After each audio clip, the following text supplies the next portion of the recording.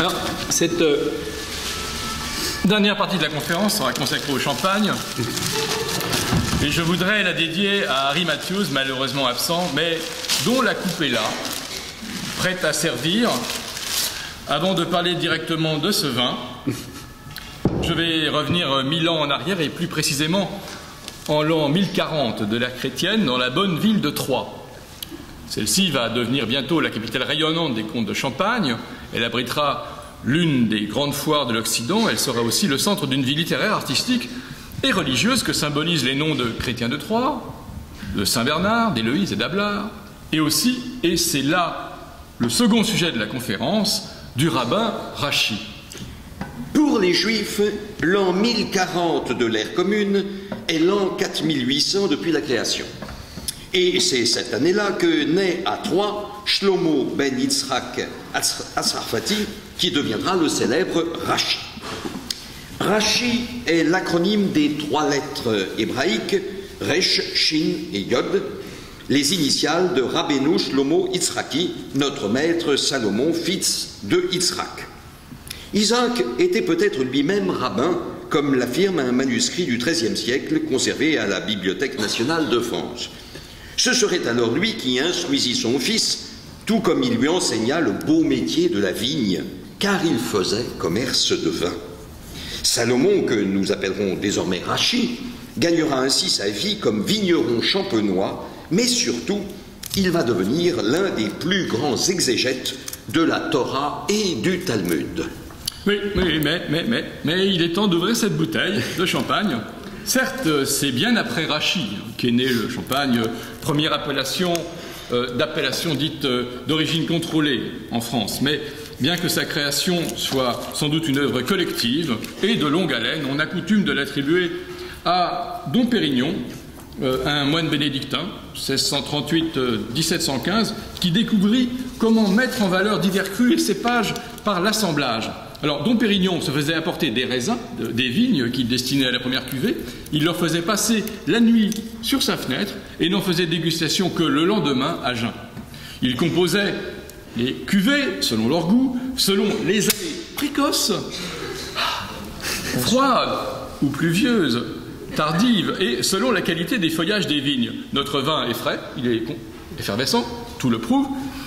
Goûtons-le. Hein, goûtons-le. Eh bien, volontiers. Eh bien, oui. Et laissons-le vivre un peu. Voilà. Alors, quel vin pouvait bien cultiver Rachi?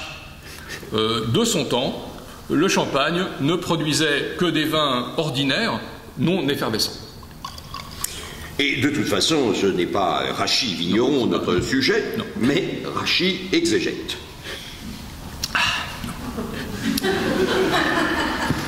N'évoquons pas non plus les légendes autour de Rachi. Il serait bien sûr de la lignée du roi David et de son père. Ayant un jour trouvé un diamant rare, il aurait refusé de le vendre à un évêque, lequel voulait le placer sur sa croix. Il aurait jeté la pierre précieuse à la mer, et un fils, Salomon, lui serait né l'année suivante. À la santé de Rachi. À sa santé. Revenons à ce que l'on sait avec certitude. Rachi, après avoir suivi les enseignements des rabbins de Worms et de Mayence, revient à Troyes fonder une école talmudique. Car les comtes de Champagne protègent les quelques 50 familles juives de la ville, bien que rassemblées dans le ghetto de la rue des Juifs. Les persécutions antisémites ne commenceront en France qu'à la fin du XIe siècle, avec la diffusion du récit du moine chroniqueur Rodolphus Glaber. Aussi connu sous le nom de Raoul le Chauve. Oui. Moine qui laisse croire que les Juifs d'Orléans complotent pour détruire le Saint-Sépulcre. Et c'est surtout avec la première croisade, lancée en 1096 par le pape Urbain II et prêchée par Pierre l'Ermite, que leur situation va empirer. Armand, les croisés massacrent les Juifs, hommes, femmes ou enfants, qui refusent le baptême. Ces pogroms ravageront le cœur de Rachi, qui composera de magnifiques poèmes liturgiques, des piyutim, dont certains sont devenus des prières traditionnelles juives. Mais au moment où Rachi, âgé de 25 ans, ouvre sa yeshiva, nous sommes encore en 1065, et la ville de Troyes n'a pas été subi les exactions, la brutalité de ces brutes.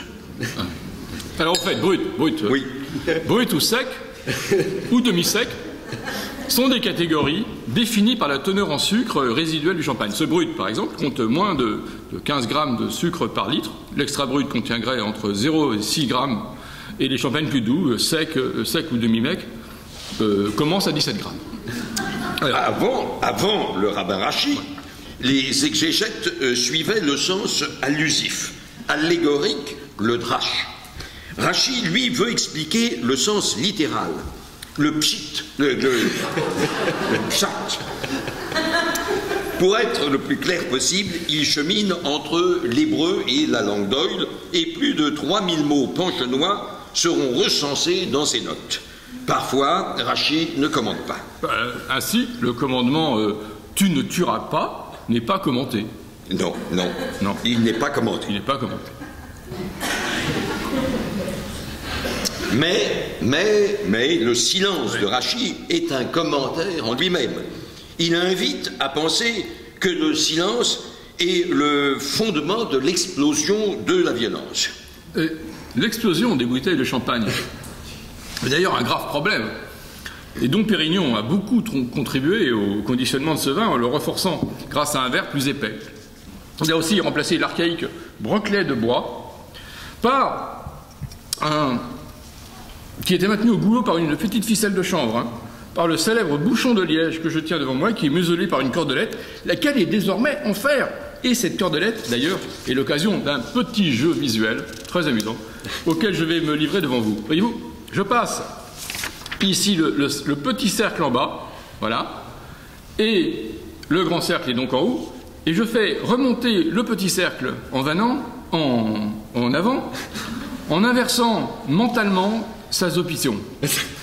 Alors, voilà, c'est fait, et il est pour moi devant moi, et l'effet est stupéfiant quand on fait bouger la cordelette. Bref, l'école fondée par Rachi devient immédiatement célèbre. Il enseignera par exemple à Simcha ben Samuel de Vitry, qui va rempiler le plus ancien mazor encore conservé, un livre de prière qui est un assemblage de règles religieuses ainsi que de responsa ou commentaires de Rachi. Alors, l'assemblage, quel avantage cela procure-t-il au champagne? Eh bien, le vin gagne au lait mange du cru. Tel cépage apporte un peu d'acidité, un autre son thé frais, et un quatrième sa couleur. Ici, l'équilibre obtenu, sa richesse d'arôme, sa simplicité sont le fruit de l'advançage obtenu par le vigneron qui le manipule, qu'on appelle d'ailleurs le panimulant. Ici, nous avons un vin fruité avec un léger façon de rhume. Bon, certes, me direz-vous, mais quels sont précisément ces pessages? Eh bien, pour l'AOC Champagne, 7 variétés sont autorisées. Les 3 plus répandues sont le pinot noir, le pinot meunier et le chardonnay. Certaines sont plus moins connues. L'Arbane, le pinot noir, le pinot vin gris, le petit Messler, aussi, nous n'en parlerons pas. Non.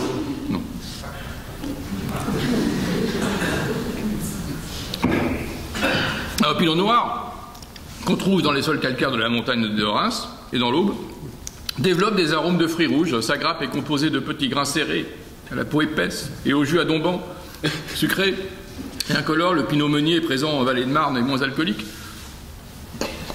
Il donne des vins souples, des arômes de banane, de pomme et de framboise. Enfin, le chardonnay est un cépage banc, connu depuis fort longtemps en champenois. D'aucuns rapportent qu'il a été ramené du Moyen-Orient par l'écrasé, mais il n'en est rien. C'est un fait. Et avec d'autres cépages bancs, comme l'auxerrois, le gamay ou le knert, enfin même le romorantin, pour prendre un autre exemple, de nombreux croisements entre le pinot noir et le gouais, lequel gouais est un raisin que les uns auraient introduit en France.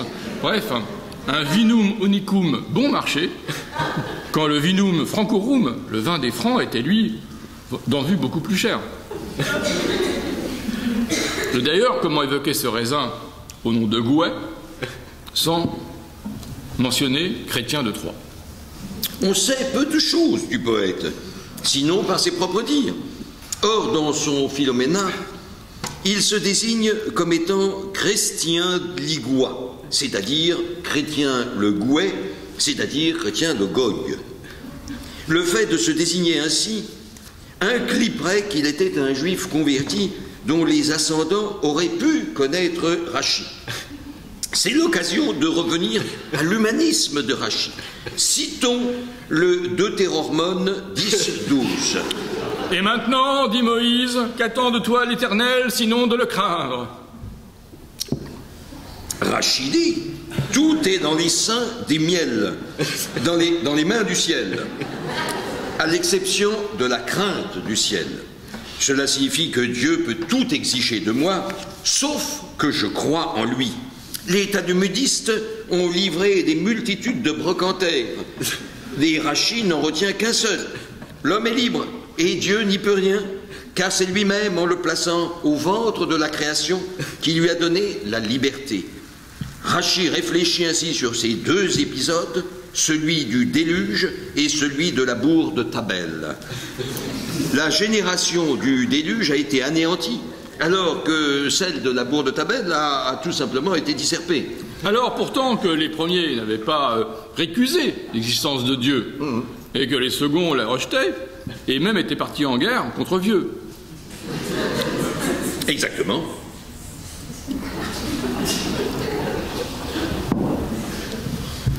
Rachi s'interroge et répond. La génération du déluge pratiquait la violence, le meurtre, et elle fut exterminée.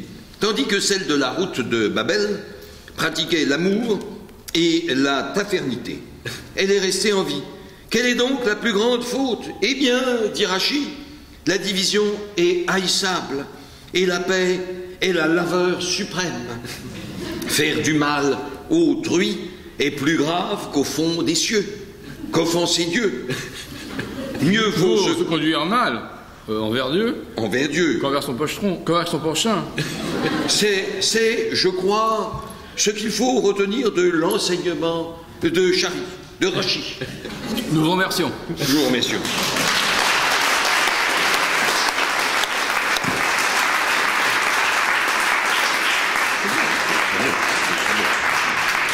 Merci. Comme vous avez pu le constater, deux de mes camarades étant parfaitement indisponibles, hors d'état de bruire, nous en resterons là. Merci.